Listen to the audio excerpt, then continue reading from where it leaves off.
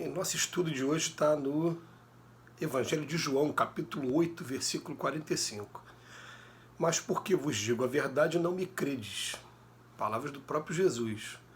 Emmanuel comenta na lição 78 do livro Caminho, Verdade e Vida, Verdades e Fantasias. O mundo sempre distingue ruidosamente os expositores de fantasias. É comum observar-se quase em toda parte a vitória dos homens palavrosos que prometem milagres e maravilhas. Esses merecem das criaturas grande crédito. Basta encobrirem a enfermidade, a fraqueza, a ignorância ou o defeito dos homens para receberem acatamento. Não acontece o mesmo aos cultivadores da verdade, por mais simples que esta seja. Através de todos os tempos, para esses últimos, a sociedade reservou a fogueira, o veneno, a cruz, a punição implacável. Tentando fugir da angustiosa situação espiritual que lhe é própria, inventou o homem a buena dicha, impondo contudo aos adivinhadores o disfarce dourado das realidades negras e duras.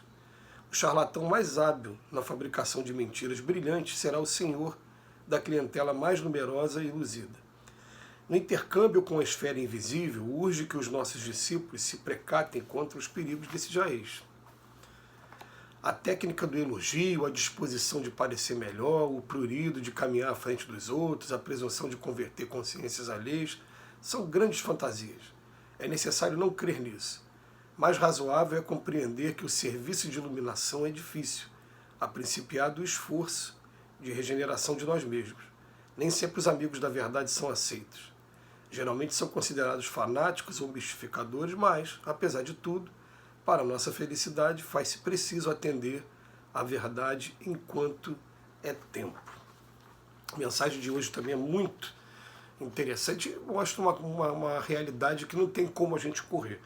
Hoje, a gente observa pelas redes sociais, pelas postagens, qual é a preferência do público, e a gente vai ver que quando o assunto, principalmente aqui no Brasil, se trata de futebol, se trata de piadas, de pegadinhas, de stand-up comedy, ou se trata de vídeos sobre curiosidades, o número de curtidas e o número de pessoas inscritas, ele é absurdo. Mas quando a gente vai ver com relação a postagens de palestrantes que tratam do Evangelho de Jesus, que vem esclarecer, vem chamar a atenção para tudo que diz respeito ao que o Emmanuel chama aqui de busca pela verdade, as curtidas são menores e, normalmente, as pessoas são consideradas fanáticas por estarem buscando esse tipo de informação. É uma coisa comum, normal, no mundo que a gente vive, e a gente tem que aprender, em primeiro lugar, a lidar com isso, a saber lidar com isso, de maneira que a gente até observa que alguns companheiros procuram fazer um meio termo. Eles procuram, já que a procura é muito grande por piadas, né, por brincadeiras, então vamos procurar divulgar o Evangelho de Jesus também em forma de piada. Procuram, e essas pessoas ainda conseguem ter, sim, um número maior de seguidores, enfim, a mensagem deles chega ao maior número de corações do que aquela pessoa que está se limitando somente a fazer o seu estudo de maneira mais séria, mesmo, trazendo informações preciosas sobre o Evangelho. E a gente até aplaude essa tentativa, né, de se adaptar, já que a gente encontra, né, até na doutrina espírita, no livro dos médiuns, um capítulo que fala sobre charlatanismo e misticismo, e nesse capítulo ele fala assim, da habilidade que até os próprios espíritos vão utilizando com a gente para poder falar a nossa língua sem chocar e chegar ao nosso coração, trazendo as verdades. Então são adaptações de maneira que a gente sabe que quando alguém vai falar com um adulto, falar com uma criança, vai falar de maneiras diferentes para um e para outro. Mas uma coisa que é muito séria, que nesse mundo ainda que a gente vive, é muito pequeno ainda o número de pessoas que buscam realmente essa verdade, buscam realmente a iluminação de suas mentes, a sublimação dos seus sentimentos. É muito menor o número de pessoas, e essas pessoas, na grande maioria das vezes, elas ficam até destacadas do restante. Então eles colocam aqui para a gente que nem sempre os amigos da verdade são aceitos, geralmente são considerados fanáticos ou mistificadores, né? Mas ele vem falar para a gente que o charlatão mais hábil na fabricação de mentiras brilhantes será o senhor da clientela mais numerosa e iluzida.